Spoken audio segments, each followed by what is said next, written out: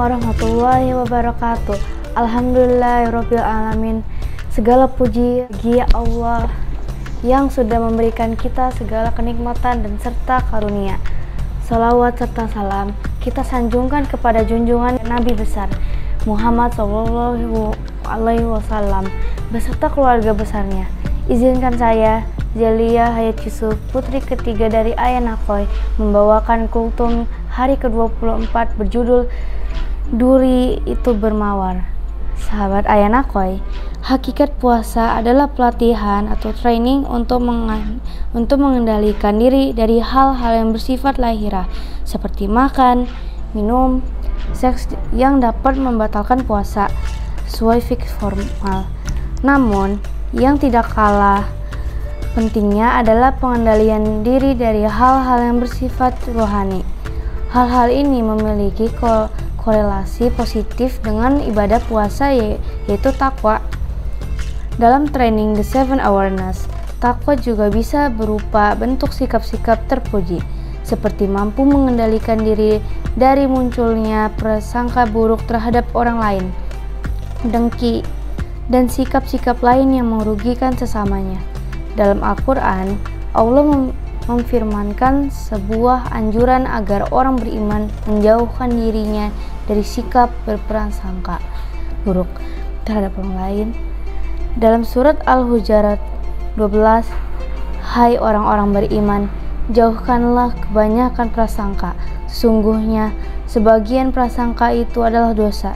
Dan janganlah kamu mencari-cari kesalahan orang lain, dan janganlah sebagian kamu mengunjing sebagian yang lain.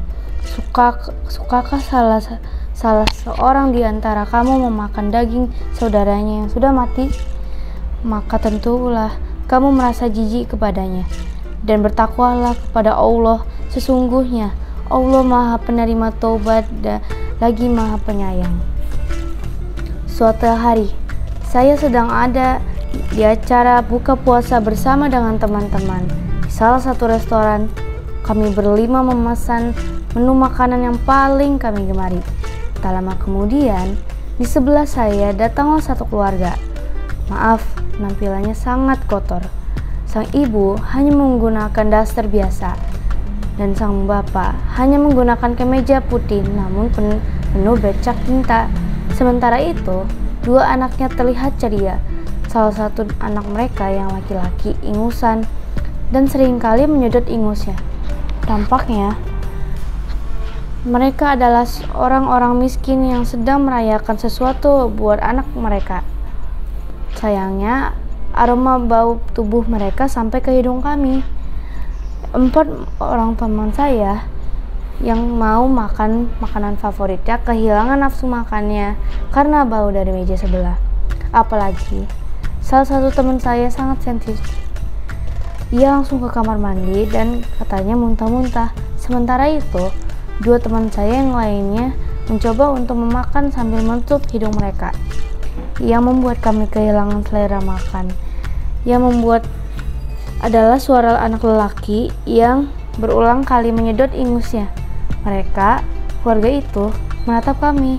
Mereka merasa dikucilkan oleh kami, tampak malu dan merasa tidak nyaman. Namun, ketika mereka melihat saya tetap makan dengan lahap, mereka kembali menjadi bersemangat. Akhirnya, keempat teman saya keluar duluan menunggu saya di dalam mobil. Saya makan sampai benar-benar habis.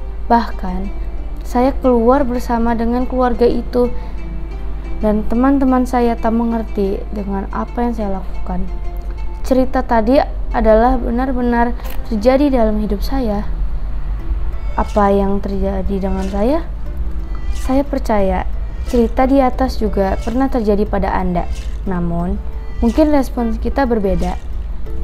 Teman saya bertanya kepada saya, apa alasan yang membuat saya tetap duduk dan makan sampai habis, bahkan keluar bersama mereka? Saya menyampaikan kepada mereka bahwa jika saya keluar dan saya tidak makan, kebahagiaan keluarga itu hilang. Padahal, mungkin saja untuk makan di restoran itu, keluarga tersebut harus menabung cukup lama. Apalagi, mereka sedang merayakan sesuatu. Saya hanya menyampaikan kepada teman saya bahwa kebijaksanaan terkadang tidak harus melalui ucapan, namun dengan perbuatan. Dalam bulan Ramadan ini, cobalah bersikap lebih arif terhadap setiap masalah. Setiap masalah pasti selalu disertai jawabannya. Hanya saja, terkadang persepsi kita terhadap masalah itu cenderung negatif. Padahal, dalam salah satu hadis qudsi, Allah pernah berfirman, "Aku tergantung persepsi hambaku." Kalau Allah pun tergantung persepsi hambanya, begitupun dengan masalah yang datang kepada kita. Apakah kita bisa melihat mawar itu berduri, atau sebaliknya, duri itu bermawar? Keburukan apapun tetap menyimpan kebaikan yang agung. Dalam Al-Quran, dalam surat Al-Ahzab dikatakan, "Dan kamu menyangka kepada Allah dengan berbagai macam prasangka." Dan dalam surat Yunus dikatakan, "Sesungguhnya prasangka itu tidak sedikit pun berguna untuk mencapai kebenaran." Dalam kesempatan inilah kita diajari untuk arif dan bijak mengatasi berbagai masalah dan tantangan dalam diri kita. Dalam bulan puasa inilah Allah pun menguji hambanya, orang-orang yang takwa, dengan berbagai masalah yang ada, seperti masalah keuangan, masalah hubungan Anda, dan masalah kesehatan. Apapun masalah itu, cobalah Anda sikapi dengan lebih arif. Saya dan Anda bisa berpikir negatif dengan mengatakan mawar itu ada durinya, atau kita bisa berpikir positif dengan mengatakan duri itu ada mawarnya, tergantung persepsi Anda. Sekian, wassalamualaikum warahmatullahi wabarakatuh.